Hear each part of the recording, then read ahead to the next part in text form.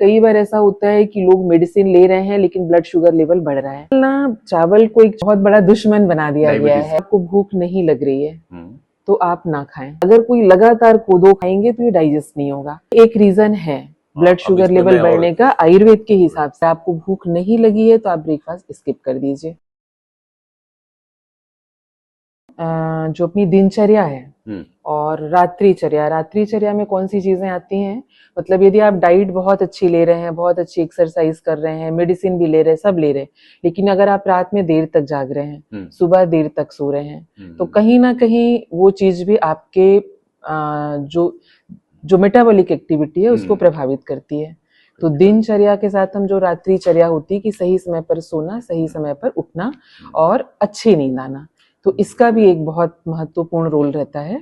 तो मुझे ऐसा बीच में करीबन 2-3 महीने मेरे जो रहे और रात को लेट नाइट तक जग रहा था, 12:30-1 बजे तक मैं जगता था। सुबह उठना जरूर 6 बजे हो जाता था। अभी फिर से चेंज कर दिया जी। मैं 11 बजे सो जाता हूँ आजकल और 5:30-6 बजे उठना हो गया। बढ़िया है, बहुत अच्छा है।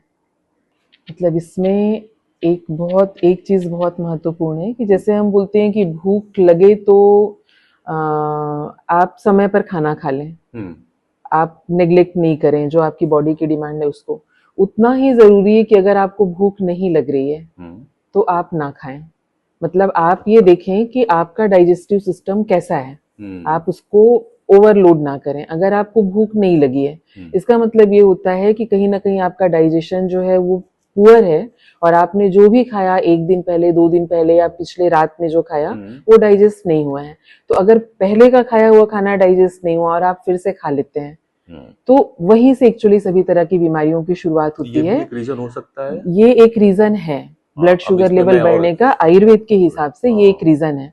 और आयुर्वेद में एक्चुअली एक शब्द आता है जठराग्नि, जो अग्नि होती है जो हमारे पूरे मेटाबॉलिज्म के लिए रिस्पॉन्सिबल होती है।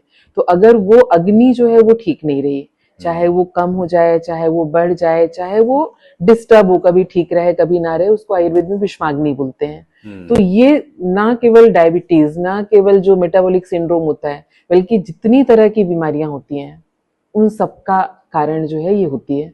तो डायबिटीज की शुरुआत भी यहीं से होती है। एक कारण ये भी है मेरे डायबिटीज का, क्योंकि लास्ट ईयर अक्टूबर के आसपास मैंने एक बिजनेस ग्रुप को ज्वाइन किया था। अर्ली मॉर्निंग मीटिंग होती थी जी जी जी। सवेरे उनका चाय बिस्किट होता था, फिर वो 10 बजे के आसपास उनका ब्रेकफास्ट हैवी होता था। मतलब वो पास्ता, चाउमीन, डोसा, ये सारी चीजें होती थी।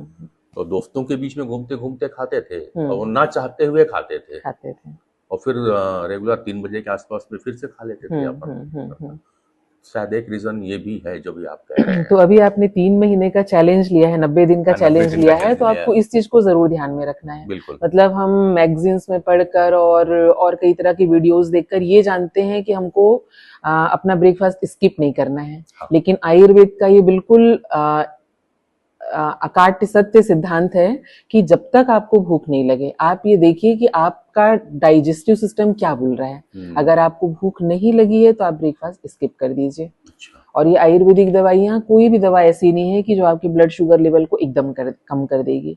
और कभी कुछ तकलीफ हो तो आप अपने डॉक्टर के कांटेक्ट में रहिए। कभी भी कुछ अगर सिम्टम अगर आता है अलग तो आप कांटेक्ट में रहिए और आप तुरंत बताइए उसको।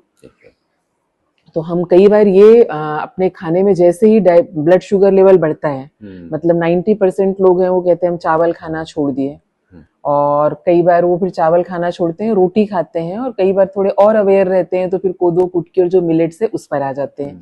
लेकिन जो सबसे महत्वपूर्ण चीज ये है कि आप जो भी खा रहे हैं वो डाइजेस्ट हो रहा है कि नहीं हो रहा है, इस तरफ हमारा ध्यान नहीं रहता है। तो अभी जैसे कि हमने छोड़ दिया है, चावल लगभग छूटा हुआ है और रोटी जो है 2 रोटी दिन भर में खा लेते हैं। मेन डाइट में हमने रखा है 1 टाइम का कोदो खाना है, मिलेट्स में जो भी ले रहे हैं, बाकी सलाद वगैरह पे है। क्या कभी कभार चावल की आदत पड़ी हो तो खा लेना चाहिए या नहीं खाना चाहिए? चावल को एक्चुअली बहुत बड़ा दुश्मन बना दिया गया है। हाँ, आयुर्वेद में चावल के लिए लिखा है कि आज जो चरक थे, चरक संहिता जिन्होंने लिखी थी, चरक संहिता जिनके नाम पर है, तो उन्होंने लिखा है कि कुछ चीजें हैं जिसको रोज खाना चाहिए जो हमारी पूरी ओवरऑल हेल्थ के लिए रिस्पॉन्सिबल होते हैं। तो उन चीजों में उन्होंने चावल भी लिया है। चावल है, गाय का दूध, गाय के दूध से बना घी, छाछ, शुद्ध शहद, जौ को उन्होंने बहुत अच्छा बोला है। जौ डायबिटीज के लिए भी बहुत अच्छा है। आप जौ का दलिया, जौ को के आटे को गेहूं के आटे में मिक्स करके, मतलब जौ, चना और गेहूं का आटा, जिसको भी मिस्सी रोटी बोलते हैं, वो बहुत अच्छा है डायबिटीज के लिए। आप उसका उपयोग कर सकते हैं। तो एक्चुअली चावल कौन सा नुकसानदायक होता है? जो मार्केट में भी चावल है, सफेद चमकीला चावल होता है, जिसमें ऊपर की उसकी जो लेयर रहती है, जो पिंक रेड लेयर रहती है, उसको निकाल दिया जाता है, मिलिंग जिसको बोलते हैं, और उसके बाद उसको एक बार नहीं 2 बार 3 बार पॉलिश कर देते हैं। तो उसका जो फायदेमंद भाग है कि जिसमें विटामिन बी होता है, बी कॉम्प्लेक्स होता है, वो चीजें पूरी निकल जाती हैं और उसमें बचता है केवल स्टार्च और कार्बोहाइड्रेट। वो चावल नुकसानदायक है। तो यदि किसी को डायबिटीज है या डायबिटीज नहीं भी है, तो अगर हम उस चावल को लेते हैं जो धान का छिलका निकला लेकिन वो अपने ओरिजिनल फॉर्म में है, तो वो चावल नुकसान नहीं करता है। मतलब वो गांव का कुटा हुआ चावल जो होता है, वो चावल, जो लाल दिखने में सुंदर नहीं दिखता है, लेकिन स्वाद में वो मुझे ऐसा लगता है, क्योंकि मैं वो चावल खाती हूँ, तो स्वाद में वो दूसरे चावल से बेहतर होता है। हाँ, तो वो चावल नुकसान नहीं करता है। तो आप चावल भी खाइए, गेहूं की रोटी भी खाइए, कोदो भी खाइए। अगर कोई लगातार कोदो खाएगा तो आयुर्वेद के हिसाब से वो कोदो जो है वो थोड़ा सा रूक्ष अन्न में आता है, तो आपको फिर दूसरी तरह की प्रॉब्लम भी हो सकती है। तो ये जो है वो चेंज होता रहना चाहिए। आप कुटकी भी लीजिए, मतलब कोदो, कुटकी, ज्वार, बाजरा, ये जो मिलेट्स होते हैं, इनको आयुर्वेद में शुद्ध अन्न बोला गया है।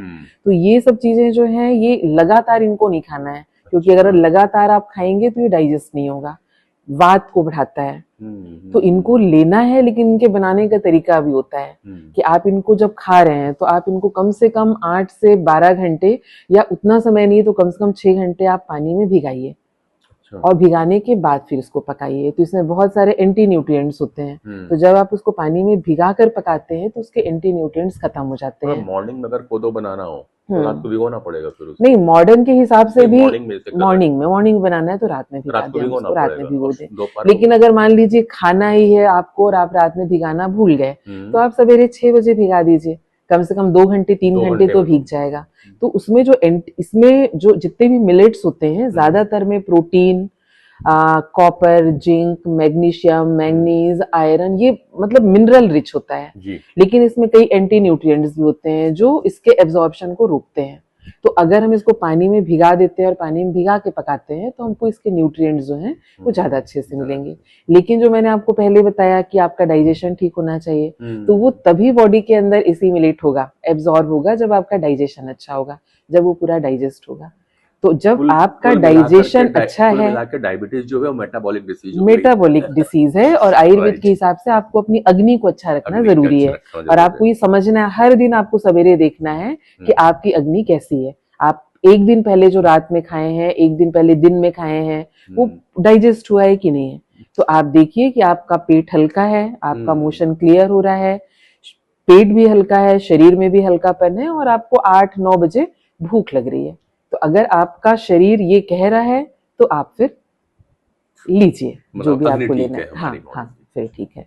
लेकिन अगर ऐसा लग रहा है कि पेट में भारीपन है, भूख नहीं लग रही है, तो आप उसको थोड़ा सा समय दीजिए डाइजेस्ट करने के लिए। आप गुनगुना पानी ले सकते हैं, सादा पानी लीजिए, मौसम के हिसाब से, बारिश का मौसम है, ठंड का मौसम है, तो थोड़ा गुनगुना पानी लीजिए। आप उसमें नींबू भी ऐड कर सकते हैं। ये सारी चीजें मेटाबॉलिज्म को बढ़ाती हैं। और जब आपको भूख लगे, इसका मतलब समझ जाइए कि रात का खाया हुआ खाना डाइजेस्ट हो गया है। फिर मेडिसिन, हाँ, ये तब ये आपको मेडिसिन भी काम करेगी। अच्छा। अगर आपका डाइजेशन ठीक नहीं और आप मेडिसिन ले रहे हैं, तो आप देखिए कई बार ऐसा होता है कि लोग मेडिसिन ले रहे हैं लेकिन ब्लड शुगर लेवल बढ़ रहा है, फिर आप डॉक्टर के पास जाते हैं, डॉक्टर मेडिसिन की डोज बढ़ा देते हैं, लेकिन जो मूल है वहां पर वो, अगर मेडिसिन भी तभी काम करेगी जब वो प्रॉपर उसका डाइजेशन हो रहा है और वो एब्जॉर्ब होगी, तभी काम करेगी। तो आप बिल्कुल 90 डेज का चैलेंज ले रहे हैं, मतलब आपका कॉन्फिडेंस लेवल अच्छा है। और मैं ऐसी उम्मीद करती हूँ कि अगर आप चैलेंज ले रहे हैं तो आप मेडिसिन तो लेंगे ही लेंगे, लेकिन आप थोड़ा सा डाइट और अपनी जो लाइफ स्टाइल है उसको भी जो आप करते ही हैं, हाँ, लेकिन इरेगुलर हो जाता है, तो आप उसको फिर से रेगुलरली आप उसकी तरफ ध्यान देंगे। तो मुझे ऐसा लगता है। और लेकिन आप बीच बीच में आप 15 डेज में आप मिलिए, ब्लड शुगर लेवल भी हम चेक करते रहेंगे, उसके हिसाब से हमारी मेडिसिन भी चेंज होगी। तो अभी जो अपन चालू करेंगे, जो मैं लाइफ स्टाइल को अपना फिर से रेगुलर कर रहा हूँ, जो प्रॉपर डाइट्स हैं वो कर रहा, जो आप रिकमेंड कर रहे हो मेडिसिन पर। तो आज से 15 दिन बाद मैं एक बार फिर से 15 दिन के बाद हम फिर से एक बार ब्लड 15 या 20 दिन में ब्लड शुगर लेवल फिर से हम चेक तो करा फास्टिंग पीपी कराना है, फास्टिंग पीपी दोनों करा लीजिएगा। तो उससे हमको ये सहायता मिलेगी कि हमारा ट्रीटमेंट सही चल रहा है कि नहीं, हमको मेडिसिन में कुछ चेंज करना है तो वो हम कर सकते हैं, ताकि हम 90 डेज में जो चाह रहे हैं वो अचीव कर पाए। बिल्कुल। और अभी आयुर्वेद ये कहता है कि बारिश के महीने में सभी का डाइजेशन थोड़ा सा कमजोर हो जाता है, मौसम का प्रभाव रहता है, इसलिए ज्यादातर लोगों को एसिडिटी भी होती है। तो प्रकृति हमको वो चीजें देती है, वही चीजें मार्केट में आ रही हैं जिसको हम खाकर अपने डाइजेशन को अच्छा रख सकते हैं। जैसे भी आप देखिए करेला आ रहा है मार्केट में, तो जो थोड़ी सी कड़वी चीजें होती हैं, जैसे मेथी, थोड़ा सा तिक्तरस उसको आयुर्वेद में बोलते हैं, कड़वा और तिक्तरस वाला होता है, करेला है तिक्तरस वाला है, लौकी है ये भी अच्छी है। तो इस तरह की चीजों को हमको ज्यादा लेना है, बजाय उसके कि हम पनीर की सब्जी खाएं या छोले राजमा ये लें। तो इसको भी लें लेकिन ऐसे रेगुलरली ना लें। और पनीर वगैरह जो है बहुत मसालेदार चीजें होती हैं, या जो लोग नॉन वेज लेते हैं वो डाइजेशन में हैवी होता है, तो उन चीजों को हम ना लें। अच्छा, ये भी जैसे कुछ लोग बोलते हैं और कि चिरायता और जामुन, अभी जब आप बताते हो ना कि तो बहुत सारी रिकमेंडेशन आती है। तो किसी ने कहा कि आप सवेरे चिरायता का पानी पी लो, रात को वो कर दो, भिगो दो, सवेरे उसका पानी पी लें। जामुन की गुठली का पाउडर भी एक मेरे मित्र ने मुझे दिया है, बोले आप इसको भी ये हेल्प करती है, लेना चाहिए? नहीं, डेफिनेटली हेल्प करती है, लेकिन जब आप आयुर्वेदिक दवा ले रहे हैं तो आयुर्वेदिक दवाइयों में कहीं ना कहीं चिरायता, जामुन और ये सारी चीजें मिली हुई होती हैं। तो मुझे ऐसा लगता है कि आपको एक्स्ट्रा लेने की जरूरत नहीं है। जामुन की गुठली ना लेकर आप जामुन खाइए, क्योंकि जामुन जो है केवल बारिश के मौसम में आती है। अभी रहेगी। हाँ 10 दिन तो अभी आपकी डिमांड भी है उसकी। और अगर कोई डायबिटिक नहीं है तो भी, क्योंकि इस सीजन गर्मियों में हम आम खाते हैं जी, और आम खा के कहीं ना कहीं अपनी हेल्थ को थोड़ा बढ़ा लेते हैं और ब्लड शुगर लेवल भी थोड़ा बढ़ जाता होगा। तो इसीलिए आप देखिए कि उसके तुरंत बाद जामुन आ जाता है बाजार में। तो अब हम जामुन खाएं तो जामुन से कहीं वो बैलेंस हो जाएगा। बिल्कुल। और करेले की सब्जी भी आप हफ्ते में 3 दिन 4 दिन वो लीजिए। आप मेथी ले सकते हैं। आप मेथी का, बहुत सारे लोग जो डायबिटिक होते हैं, प्री डायबिटिक होते हैं, वो मेथी को भिगोकर उसका पानी सुबह लेते हैं। आप उस तरीके से भी ले सकते हैं। मेथी का पाउडर बना लीजिए और खाने के पहले आप आधा चम्मच मेथी का पाउडर खा के और फिर खाना खाइए, तो वो भी मतलब वो डाइजेशन को इम्प्रूव करेगा, मेथी डाइजेशन को इम्प्रूव करेगा। तो ऐसी छोटी छोटी सी चीजें होती हैं जो हमारे आयुर्वेद कहते हैं, आयुर्वेद हमारे किचन में होता है, हमारे घर में होता है, हमारे चारों तरफ है। तो यदि हम उन चीजों को समझ लें और उनका उपयोग करते रहें तो फिर हमको पता नहीं चलता है कि हम ट्रीटमेंट ले रहे हैं, और वो कहीं ना कहीं हमारे हेल्थ को सब तंदुरुस्त रखती हैं। तो 90 डेज का चैलेंज ले रहा हूँ। 90 डेज के चैलेंज पे बहुत सारी प्रिकॉशंस, बहुत सारे डाइट शेड्यूल चेंज हुए हैं, और बहुत सारी जो यूट्यूब पे और दोस्तों की राय आती है, हमने वो भी मैडम ओझा जी से शेयर किया है। तो डॉक्टर के रिकमेंडेशन पे मैं अभी लगभग 20 से 21 दिन तक मेडिसिन लेने के बाद में एक बार फिर से अपना ब्लड शुगर लेवल, फास्टिंग और बीपी कराऊंगा और फिर आपको बताऊंगा। तो लगातार जुड़े रहिए मेरी हेल्थ को देखने के लिए कि 90 डेज पे मैं बाउंस बैक करता हूँ डायबिटीज से या नहीं। मैडम को कॉन्फिडेंस है और मुझे भी कॉन्फिडेंस है, और आप भी मेरे ऊपर विश्वास रखें।